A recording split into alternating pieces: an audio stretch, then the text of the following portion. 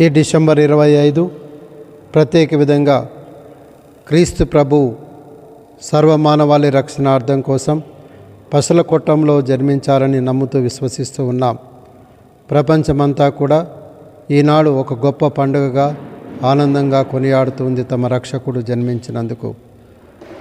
ఆది కాండంలో ఆదాము ఏవమ్మలు చేసినటువంటి తప్పిదాల వల్ల దేవుని నుండి దూరంగా పోయినటువంటి సందర్భాలు, మరియు ఎంతోమంది ప్రవక్తల ద్వారా, రాజుల ద్వారా, న్యాయాధిపతుల ద్వారా, అందరి ద్వారా ప్రభువైన యావే తన యొక్క సందేశాన్ని అందిస్తూ వచ్చిన ఇజ్రాయేల్ ప్రజలు యావే యొక్క వాక్యాన్ని పెడచెవిన పెట్టడం, తిరిగి మానవుణ్ణి రక్షించాలి, మానవుని మీద ఉండేటువంటి ప్రేమను నిరూపించుకోవడానికి మరి ఒక్కసారి తానే స్వయంగా కుమారుడైన యేసుక్రీస్తుని ఈ లోకానికి పంపించడం.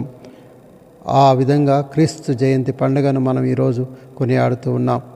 పశుల కొట్టంలో జన్మించిన ఆ బాలుడు ఏషియా ప్రవక్త గ్రంథంలో చక్కగా చెప్పబడింది.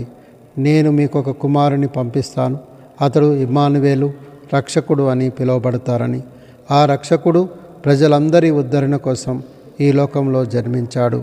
మనుషోతారమెత్తి సర్వశక్తిమంతుడై ఉండి కూడా ఏమి లేమి వానుగాడుగా పశుల కొట్టంలో జన్మించారు. పశువులు ఏ విధంగా సహజీవనాన్ని జీవిస్తూ మరియు యజమాని యొక్క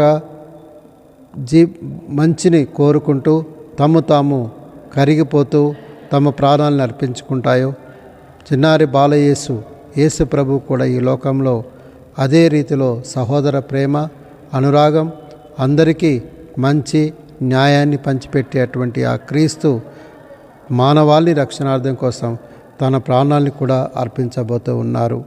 కాబట్టి ఈరోజు ప్రభువైన దేవుడు స్వయంగా తన ప్రేమను మానవుని మీద చూపించుకోవడానికి మనుషోతారమెత్తి పశువుల కొట్టంలో జన్మించారు. అట్టి సంఘటనను తలంచుకొని ఆధ్యాత్మికంగా మనం కూడా మంచిని చేస్తూ పవిత్రతను పెంచుకుంటూ ప్రభువైన యేసుకు మన జీవితంలో స్థానాన్ని కల్పించి ప్రభు యొక్క చిత్తాన్ని నెరవేర్చే ఆశ కలిగి మనందరం కూడా ప్రభు యొక్క ఆశీస్సులు పొంద ప్రయత్నం చేద్దాం. ఆమేన్.